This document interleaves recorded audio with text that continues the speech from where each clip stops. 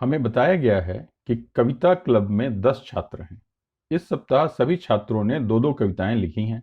इनमें से कौन सा वाक्य 10 गुणा 2 को बताता है? नीचे दिए गए विकल्पों में से एक उत्तर चुनें। अब आप वीडियो रोकें और सोचें कि आप इसे कैसे हल करेंगे।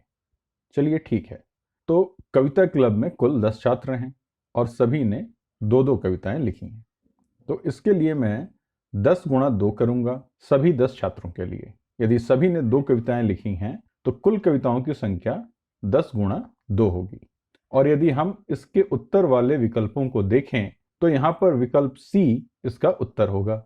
यदि हम विकल्प ए को देखें तो यह छात्रों की संख्या के बारे में बता रहा है और छात्रों की संख्या 10 है, तो यह 10 गुणा 2 नहीं हो सकता है। और दूसरा विकल्प यह बता रहा है कि हर छात्र ने कितनी कविताएं लिखी हैं। सभी छात्रों ने 2 कविताएं लिखी हैं, जो कि 10 गुणा 2 नहीं हो सकता है। चलिए एक और उदाहरण देखते हैं जो कि इससे थोड़ा अलग है। हमसे पूछा गया है कि इनमें से कौन सी समस्या को 3 गुणा 8 करके हल कर सकते हैं। इससे पहले कि इसे हम साथ मिलकर हल करें, मैं चाहता हूं कि आप वीडियो को रोककर खुद से करने की कोशिश करें। अच्छा, चलिए इसे पढ़ते हैं और देखते हैं कि आप इसे 3 गुणा 8 से कैसे हल करेंगे। दीपक के पास 8 टॉफियां थीं। उसने स्कूल में 3 टॉफियां खा लीं, तो अब दीपक के पास कितनी टॉफियां बची हैं? तो इसके लिए आप क्या करेंगे? क्या गुणा करेंगे? यदि उसके पास 8 टॉफियां थीं और उसने 3 खा लीं और हम यह निकालना चाहते हैं कि कितनी टॉफियां उसके पास बची, हम उन टॉफियों की बात नहीं कर रहे जो उसके पेट में चली गई, हम उनकी बात कर रहे हैं जो अभी भी उसकी जेब या बैग में रखी हैं। तो अब मैं 8 में से 3 को घटा दूंगा, लेकिन मैं 8 को 3 से गुणा नहीं करूंगा, इसलिए यह सही विकल्प नहीं होगा। इसलिए मैं इस विकल्प को नहीं चुनूंगा। इस विकल्प से समस्या का हल गुणा करके नहीं हो पाएगा। भानु के पास 8 टी शर्ट हैं।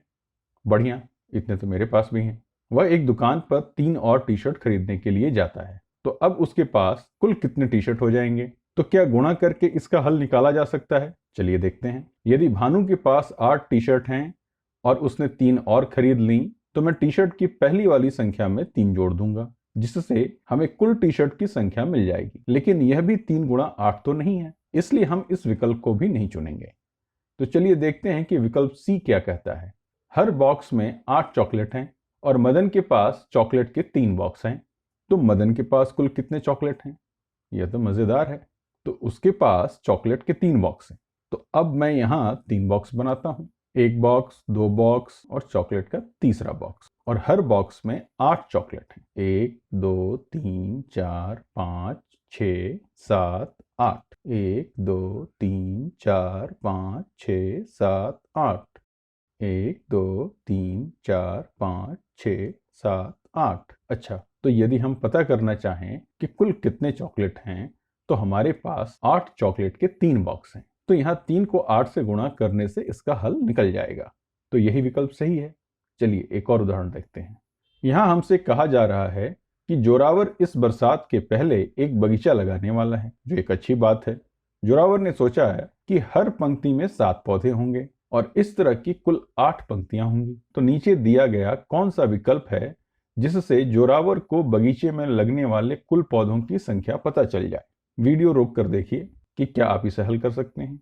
चलिए अब मैं यहाँ थोड़ा ड्राइंग करूंगा। मैं इसे हरे रंग से करूंगा क्योंकि हम पौधों की पंक्ति के बारे में बात कर रहे हैं।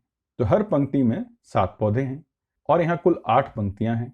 1 2 3 4 5 6 7। हर पंक्ति में 7 पौधे और फिर हमारे पास ऐसी 8 पंक्तियां होंगी। तो इसे यहाँ कॉपी करके नीचे पेस्ट कर देते हैं। तो यह दूसरी पंक्ति हुई, तीसरी पंक्ति, चौथी पंक्ति, पांचवी पंक्ति, छठी पंक्ति, सातवीं पंक्ति और 8वीं पंक्ति।